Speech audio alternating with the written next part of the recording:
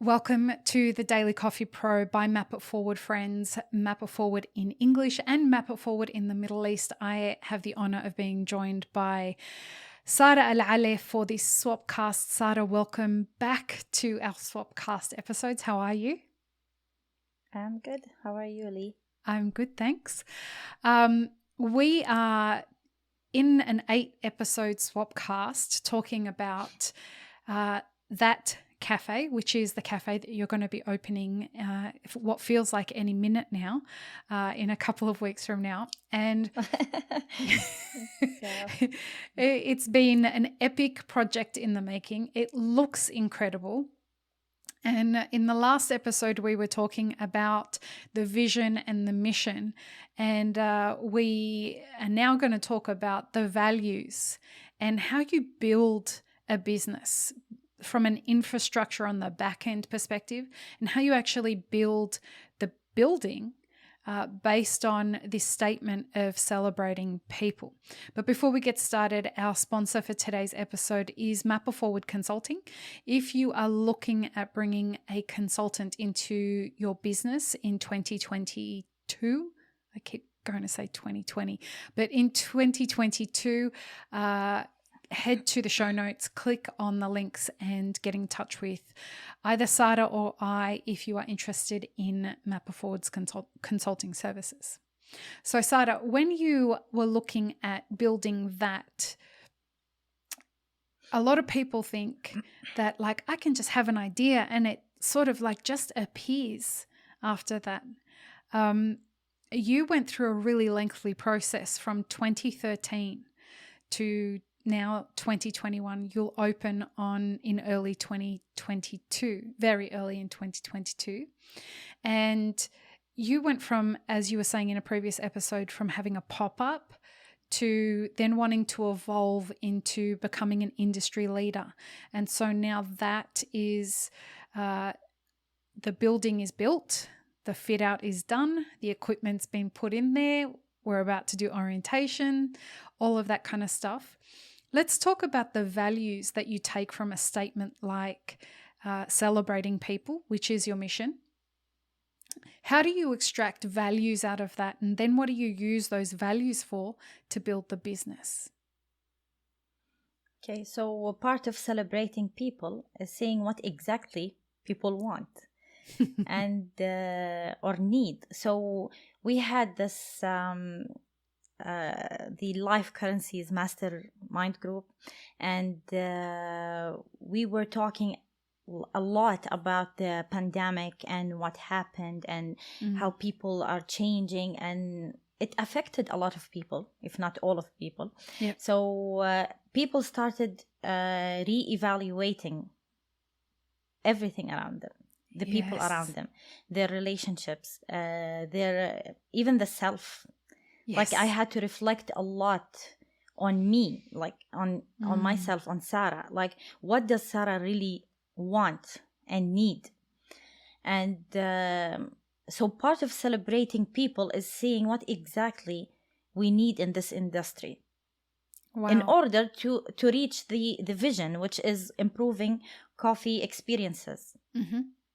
So one of the values was rest, and this one is the one like I came up with it later. It wasn't at the beginning. Why? Because we talked a lot about this, that I had an idea that, and a lot of people have this idea, if you are busy all the time and working and exhausted, that's really hard work. Yeah. Everything becomes hard work then, right? Like even the smallest task becomes hard work. Yeah, but people evaluate others and judge others like on the amount of time they're spending on their business or working. Wow. Yeah. Like when they see someone sleeping for 2 hours, like he's not doing anything, or she's like lazy, or they see you on let's say on social media and they think you don't have anything to do in life. So I had this, I always thought about it like, but we are human beings and we need to rest. And it's not like working overtime that will prove that you are a good employee. You know, most people are going to be listening to this and thinking, these women are crazy. They're telling us, or Sara is telling us, that rest is an important value for a coffee shop. And we're saying it is. Yeah. Like for me, being in a team where we work like 8 hours, but I want excellence. And these Say that again, lady. Say that again. Excellence. I'm looking for excellence. And these 8 hours, then you can go and have rest. It's not like we have to be working all 24 hours to prove to our boss that we are doing our best. No, you just have to show up when it's your shift.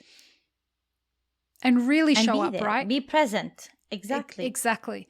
You know, to follow that example through, you know, we start with celebrating people and you choose your values from that. And we'll go through what the values are in a second, but one of them was rest. And so when we were having our conversations through consultation, we're like, well, what does that mean? How do we apply rest, let's say, to the staff? And I remember when we were talking about putting the final candidates together for who was going to be successful through the hiring process, you said it was important that when they rest or when they get days off, that they get 2 days back to back so that they can really rest. This was important for you. Yeah. So and this was a way that you can celebrate your team. This is a way that they can celebrate themselves as a part of being the team. I mean, it not only then are you valuing them, but they then value you back. And customers get to value them because when they are at work, they're present. They're not like at work and sort of like exhausted so that they like wish they were in bed or anything like that. And this was clearly communicated to people at interview where we said, listen, we pay well, we communicate well, we know exactly what we want, but we expect excellence in return. And this is a part of our value structure. Do you want to go through what the other values are? Yeah, we have purpose. And we were talking about we had a question, like if you have instructions that you don't agree with. Right? Yes. Well, that never happens in coffee, does it? It does happen. So all the time. For some people, they would say, like, I don't see any meaning in this instruction, or I don't agree with it. So we were thinking about this. So one of the values is purpose. So we will not just have instructions because we need to have instructions. It's every instruction we have has a purpose. Yep. All of the SOPs that will be written with purpose. We won't do anything for no reason. You know, if there's going to be an instruction that says, we need you to put the tamp here, we need you to put the milk back here, it's not just because we want to, or like, it's not about control. It's not about anything like that. It's about, we promise you there is an intention and a purpose behind why it needs to go here rather than over there. Right? And it's not like just, I'm your boss and I said so. Like, I mean, the idea of you being like that is just funny because I know you so well. So, yeah. So this is very important. Also, like we have empowerment. So it goes back to the idea of like giving them the knowledge or sharing the knowledge that will help them be business owners of the future. Yep.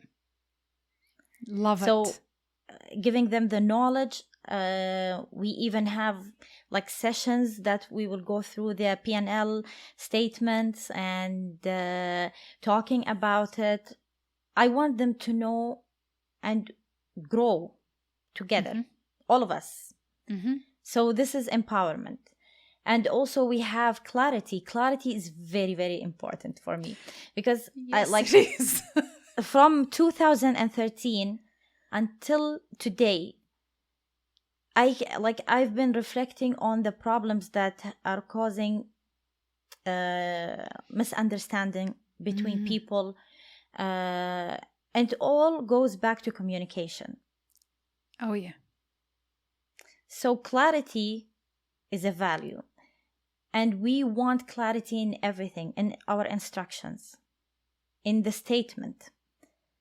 Even the announcement that we had for hiring, it was very clear for people. It had that value, clarity. Yep. And I felt it, like in the interviews, a lot of them, they appreciate it. It's so valuable as the global culture shifts. Like the culture of humanity is shifting right now. And especially in a city like Riyadh or a country like Saudi Arabia, where a lot is shifting at this time. Gender roles are shifting. Women's role is shifting. A lot is shifting in a really positive direction as things start to change. And people are finding themselves in unusual times, and they're hungry for clarity. They're hungry for empowerment and all of these values that you're looking for. And you're not just pretending to have these values. You are demonstrating these values in every touch point. Yeah. So for example, this one of clarity, you had clarity in the way that you advertised for the positions that you had. You had clarity in the way that you communicated how people should register to take a time to have their interview via Zoom. You had clarity about the instructions of how they should do everything that they needed to do. And people responded really well. They met you at that same level, which was very inspiring.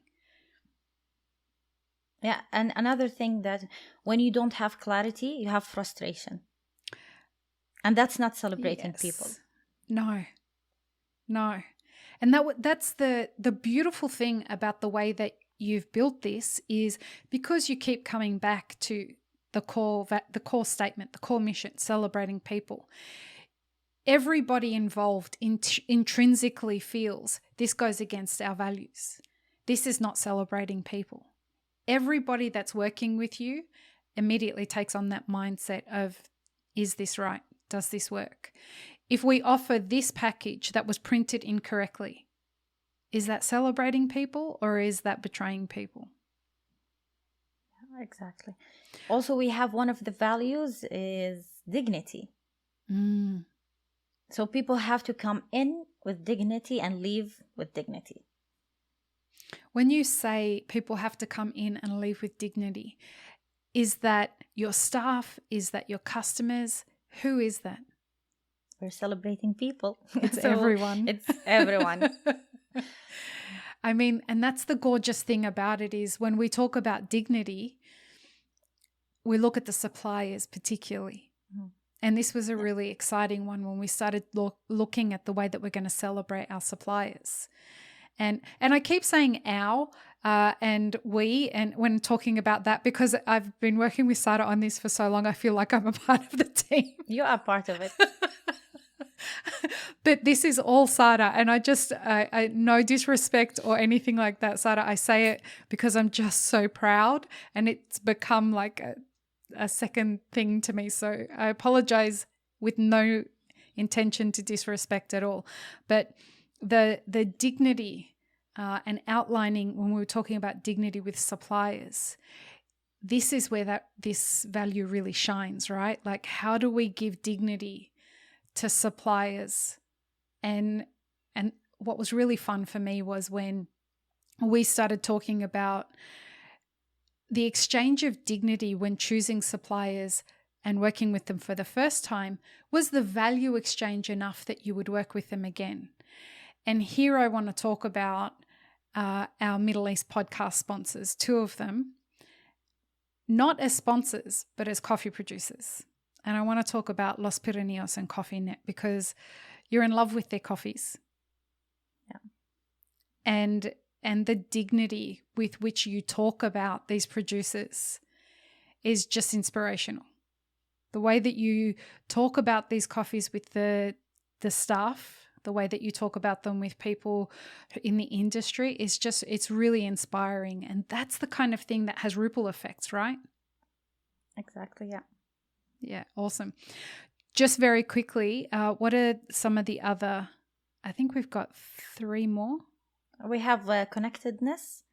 Mm-hmm. So like during the pandemic, a lot of people felt that maybe they need others. Yes. And some people reevaluated the relationship with others. Yeah. So it's about inclusion and about having the community that we always say we have coffee community. At the end, we don't see a healthy coffee community. So we want to be together in this. So it's a community. We are conspiring to everyone's each other's success. Yeah, wow. And there's also purpose. We spoke about purpose, empowerment. Did we talk about empowerment? Yep. Yeah. Respect and gratitude. Yeah. Of course, respect is something. I cannot talk about it because it's respect. You know, you need to respect others. So in every, like, even when we give instructions, we have to respect others. If we disagree with each other, we have to respect each other. So there's a, there was a really beautiful moment during the hiring process when we could see that everybody was so excited, and there was this one interview that we had where I could see this very passionate barista had been, this was the first time he was visiting that. He was seeing it, and the excitement and passion had overtaken him. And it was just so wonderful to see him start to shoot off all of these kind of suggestions and why don't you do this and why don't you do that and why don't you try this and why don't you try that, and to see his passion was very excited because I could see the amount of respect that he had for you. I mean, he couldn't believe he was sitting there in a room with Sara Alali. First of all, it was very lovely to watch with all of them.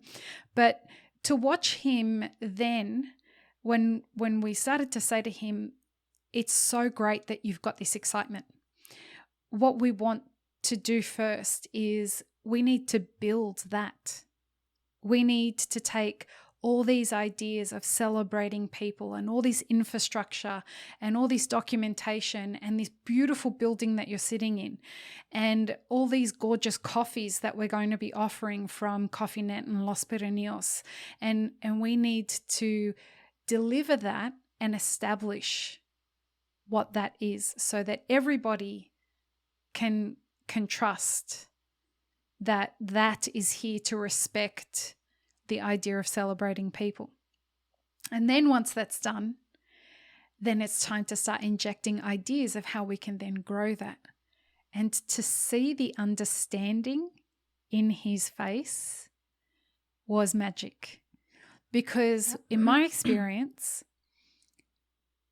what happens when a barista comes and starts giving you their ideas about how everything should work and how it should happen and no, you should do this and no, you should do that. When you say, that's awesome, but they usually get discouraged. And this barista looked at that and it almost, like the look on his face was like, this is awesome.